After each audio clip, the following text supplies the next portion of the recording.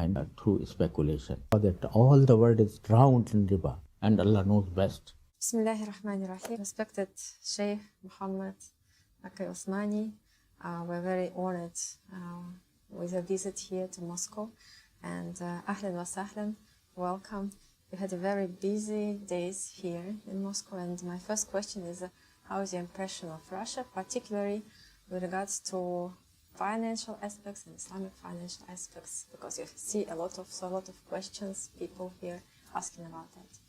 Bismillahir Rahmanir Rahim. Alhamdulillahi Rabbil Alameen. Wa salatu wa salamu ala Rasulihil Kareem wa ala alihi wa ashabihi ajma'in. Amma ba'd. In fact, I was very much impressed by this visit to Russia. This was not my first visit to this beautiful country, but I have been here some 12 years ago also. And during this period, I found that Russia and Moscow particularly has developed more than it was when I visited first. So, and also it was very encouraging that the people, I found the people very gentle and also very kind to me, and I enjoyed the hospitality that should be between brothers, alhamdulillah. And also it was very useful because, alhamdulillah, we had certain opportunities to discuss the problems or issues facing Russia, and also we come closer to understand each other, and particularly in the field of Islamic finance, it was very great opportunity for me to introduce Islamic finance and the philosophy underlying it.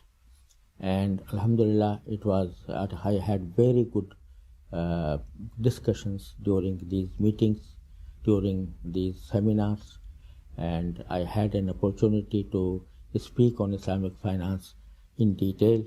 I, alhamdulillah, received a number of questions very pertinent to financial matters, particularly for Islamic finance. And I had an opportunity to clarify some issues that were disturbing the minds of many. So I think that this visit is much more useful than it was in my first visit. And I thank my brothers in Russia and the public of Russia and the intelligentsia of the Russia. So I am very thankful for them to be very kind to me. And first of all, thanks to you, and alhamdulillah that you have such an opportunity to take knowledge, to take advice from you, Sheikh. And you travel to a lot of countries. What do you think is the level of understanding of Islamic finance in Russia now, comparing to other Islamic and non-Islamic countries? In fact, I visited so many countries where Muslims are in minority, where the system is secular, but I cannot say for sure which country is more receptive of Islamic finance. But the meetings I have attended and the people I have met, both I found that are very eager to learn about Islamic finance and to experience it in their business activities, and it is very encouraging for me. And I could not, in fact, I will tell you frankly that I did not imagine such kind of reception of Islamic finance as I found in this visit of mine. Okay. And let's move directly to financial issues. The core instrument of finance is money. So what is the main specific issue or issues of money? I mean, what is the difference between money according to Sharia and is according to the secular understanding? What are the main This is very pertinent question about Islamic finance. I have explained it in my lecture that money, the nature of money, the first philosopher, according to my limited knowledge, who spoke about money and its nature was Imam Ghazali, rahimahullah ta'ala, some 600 years ago. He was the first person who spoke about money and about its nature, and he said that money is not a commodity and it cannot be treated as such. So he said that whenever money will be made a commodity or considered to be a commodity, then it will harm the economic atmosphere at large. And therefore, after Imam Ghazali, there were many philosophers who also said that it's a medium of exchange. So the first person who said, according to my limited knowledge, who said that it is a medium of exchange is Imam Ghazali. But thereafter there came many philosophers who admitted that it is a medium of exchange. But unfortunately, they could not go further to reach the logical consequence or logical result of this principle that it is a medium of exchange, because many people wanted to take money as a thing which can be traded in. And for that purpose, the main obstacle was that in all religions, including Judaism, Christianity, Islam, in every religion, the riba, that is interest, was prohibited. So at the very beginning, they tried to interpret money or interpret riba or interest as to make it a commodity in the sense that it may be traded in. So once this obstacle was removed and this interpretation has dominated among the philosophers or among the economists, then they allowed interest on the basis that it was usury that was prohibited, that is a consumption loan. But if it is a commercial loan, then charging something above the principal should not be prohibited. Once they reached this conclusion, then it led to a number of transactions that were not, in fact, based on a sustainable economy. So, therefore, there came paper currency, and after paper currency, there came financial papers. They were traded. Then came creation of money through banks, which has nothing real. This is an artificial creation of money. And then came the derivatives in the form of futures and in the form of options and swaps.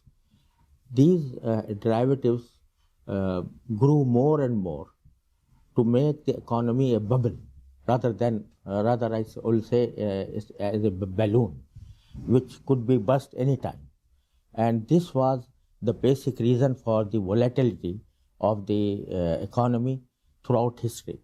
And there were many occasions where the world faced a crisis of recession, crisis of trade cycle.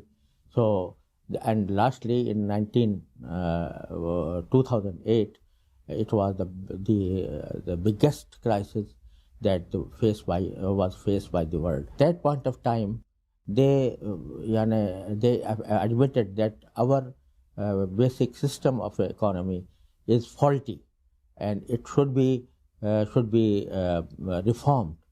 But again, the people who benefited from this kind of economy, they would not be ready to accept that we should make revolutionary changes in our economic system. So therefore, we are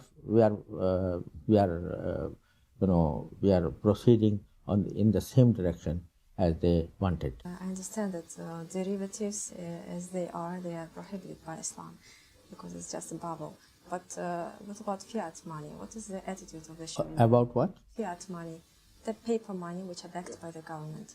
Does it conform to the Sharia perception of money, or every single currency should be backed by gold or some goods or some other assets? Actual position is that money, or even if it is a paper money, should have been backed by some commodity, like gold, silver, etc. But the problem of earning money without a real money, that led to accept this paper money.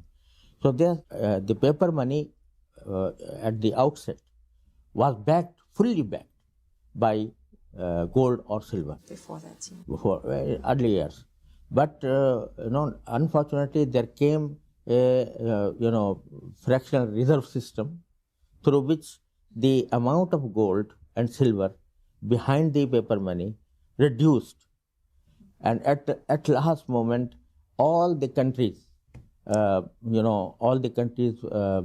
that we don't have anything except dollars. But USA announced for the whole world that I have dollars, and these dollars are backed by gold, and therefore any time you can come to me and get gold from us by showing this dollar. In 1970, there was the first time in which USA backed out and said that I'm not able to give to you any gold or silver. So now we are left with some papers only. There is nothing behind it. The same can be said about cryptocurrency, because they're not backed by any goods. And as you mentioned during one of the lectures, that you are not ready to give any fatwas or decision about that. But can we conclude that cryptocurrency have the same drawback as the fiat money? This is one thing. And the other thing, as you mentioned, there is pure speculation as far as I understand. No, there is some basic differences between paper money and cryptocurrency. The basic difference is that even though the paper money has no backing at the moment, but still they are backed by a basket of goods and services. If go to any country, these notes or currency notes, they are backed by index of goods and services. But conversely, the cryptocurrency has no such backing so far. It was the first. It was just invented by a person who is not known so far, and then he started to market it, but he couldn't. The first transaction that he undertook was to buy a pizza through this type of currency. So then speculators came in, and they raised. At that point of time, I think it was hundreds of cryptocurrency for $1. Now came the speculators, and now it raised the price of these Bitcoin large amount, and so it goes up, goes down through speculation. Therefore, this is the basic difference between paper money and cryptocurrency. So to sum it up, about the problems in the financial system, in the currency system of currency, we can say that the globe now is standing on the edge of a financial crisis, which can arise anytime because of the reasons you mentioned.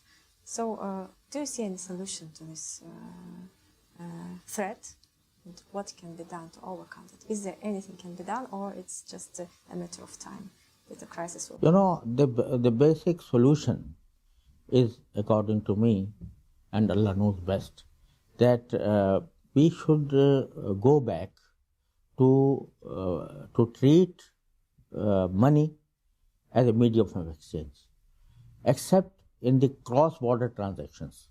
In cross-border transactions, we need to have to exchange some currencies with other currencies.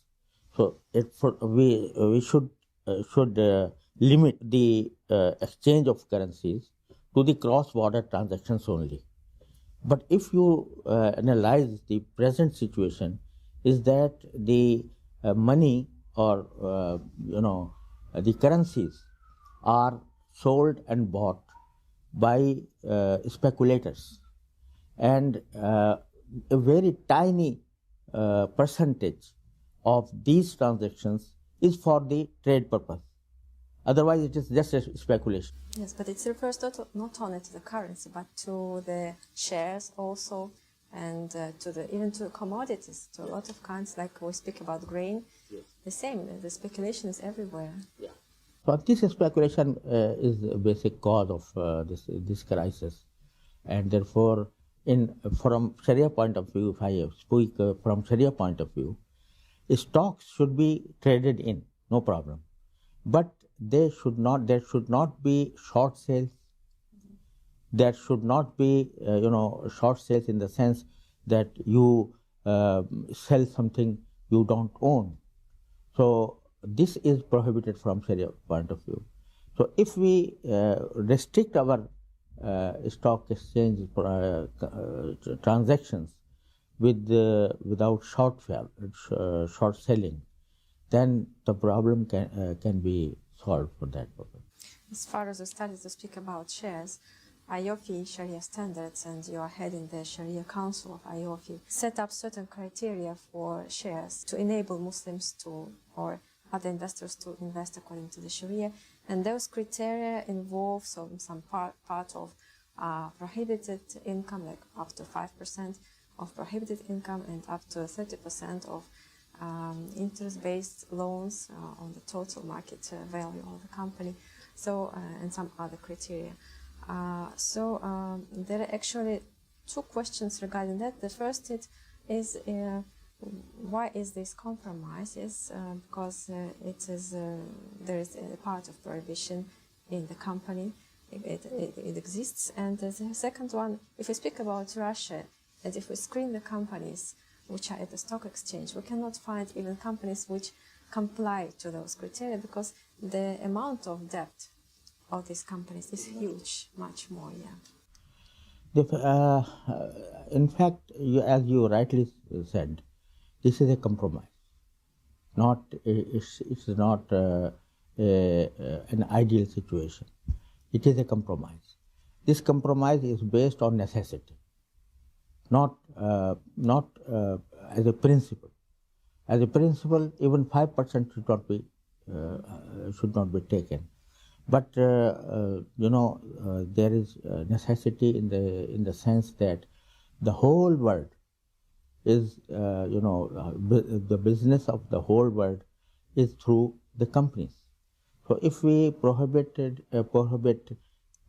purchasing any kind of stock, then the people will be without any particular type in which they could invest according to Sharia.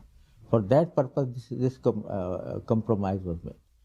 So, but the ideal is not an ideal situation. Now, once this is a compromise, So this compromise, based on necessity, based on real need, it may vary from country to country. This is this may vary from country to country. Therefore, there are some countries in which not 30%, but also in some cases 40% was allowed.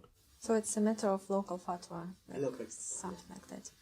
And speaking about investment, a lot of Muslims in Russia are asking, what is the best way to invest? They have some funds, maybe smaller or bigger funds, what is the best way to invest, where to invest? Because we speak about stock market, but is it the best way? I'm not fully aware of the tools or the channels in which the money could be invested. But I feel that if there are some funds, there are some investment companies. I heard about some companies that have been established in Russia, Islamic investment companies. Today I think we met some people from Kazan who have such kind of company. Yeah, in also Dagestan, investment companies should be used for investment. And if the stocks are analyzed, there was a time when in even US, you or any other country, you could hardly find a company in which a halal investment may be done. Those criteria. Yeah. So, but when we started Dow Jones Islamic Index, then the number of companies increased, and many companies made themselves to comply with these one and gradually the number of index was raised. So similarly, I think if one analyzes the stocks of Russia in Russia, then it may be that this index again an index could be created in which the Muslim could invest. Okay. And there is such an activity as purchasing of debts, especially when we speak about bankrupt companies. What does the Sharia say about it? There is usually an auction, yes, going on, and people raise their hands for what price they're going to buy the debts of the company. So debts, yes. The company is bankrupt. Company is bankrupt, yeah. But still the bankrupt company has some assets, yes, and those assets and the assets of the company and the debts of the company are being brought on the auction. So, is it allowed to go and take it cheaper than on the market? They usually, so all the assets of the company are sold out cheaper than the market price. The matter depends on the liquidator. Mm-hmm. The liquidator should be very fair to the company and to the purchasers. The problem is it's not in practice. It is not always so. The liquidators not usually follow the market price. No, market price. In fact, market price, as you know, does not reflect the real value of the company, real value of the assets. So therefore, market value by and large is an artificial value because of speculations, because of certain factors that make it very artificial. But the real value, you may say it, not book value, but historical value, but the value of the real assets. So a liquidator, when he puts the company for auction, it should have in its mind the real value of the assets the company has. So it may be less than the market price, but it will reflect the real price of the assets owned by the company. So far as debts are concerned, the debts cannot be traded, according to Sharia, except to a par value. But in case the debts, there are real assets and debts both, then there is a principle in Sharia that they are not really the object of purchasing, but they are what we call it, tabe to the real assets. Tabe means they are relevant or going on, like related to. Related to the. If I want to buy debt, so that this is not allowed. But if I am purchasing a business which comprises some assets, real assets, and also some debts, then I can do that. And a small question about nisab in gold and nisab in silver. What's the difference? Yes. And so what should the Muslims be oriented according to which kind of nisab? At the moment, normally silver has been taken as the basis of nisab. Silver. The minimum one. Yeah. Okay. Minimum one. So that because it is more beneficial to the poor people. But there are some countries in which the difference is so high that even a person who owns, for example, some percentage of silver cannot be regarded as a person who is able to give something in charity. Therefore, in that case, there are many options. We have in fiqh many options. So in some ways, some contemporary scholars say that then in that case we could base our nisab on gold, not on silver. Mm-hmm. And some people say no, there is we still will base our nisab on silver, but calculating the silver nisab, the matter, the way of calculation will be some different, Okay, so it's again a matter of the local factors. And my last question refers to your purpose of the visit actually to Moscow, the project Agrofin Most or Agro-Financial Bridge, which is involves increase of exports of agricultural goods in Russia, and with the use of Islamic financial instruments such as sukuk. And there are two actually questions.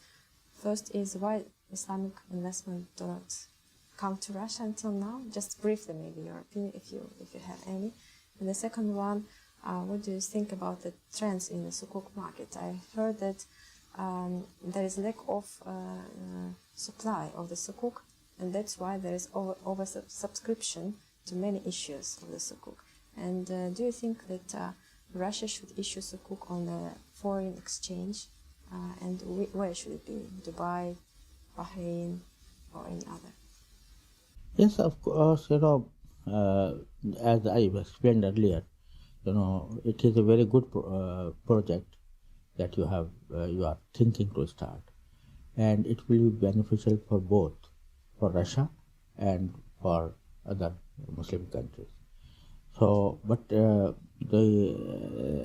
idea is very good, but in order to practice it, we have to study the involved issues very deeply, and if we are able to carry out a structure which is Sharia compliant at the one hand and also beneficial for both parties, so I think it will be very useful. And the sukuk, if the sukuk are issued on that basis, they have a good market, inshallah. And on which stock exchange? So it should be sukuk in USD or in some other euro, in some other international currency. But what is the country where to come with this issue to sell the? I think UAE will be in the best position to issue such a sukuk. I think a lot of people have a question. How did you come to this sphere, fiqh muamalat al-maliyya and the sphere of Islamic finance? Sphere of Islamic finance are both sides. There is a fear from those who do not really understand what Islamic finance is. So they say that when we speak about Islamic finance, it means that we are Islamize the whole country. So this is not true. No, even so. This is from one side. The other side is that when people outside Russia, they are a bit apprehensive. What will happen to their capital or their investment? So this kind of fear should be removed by firstly by explaining the real sense of Islamic finance, and to the outer world that it is the best place for investment. And how did you personally got involved into this sphere? I mean, from your youth, young years, when you were a student, or how did you get interested? Or is this a kind of family tradition to study the sphere? Because we know that your son also is a well-known scholar in the field of Islamic finance. How did you get involved in this?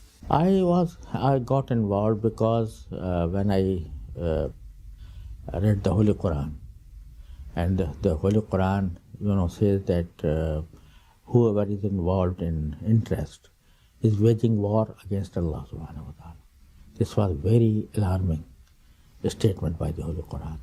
So I tried that when I saw that all the world is drowned in riba, in usury or in interest.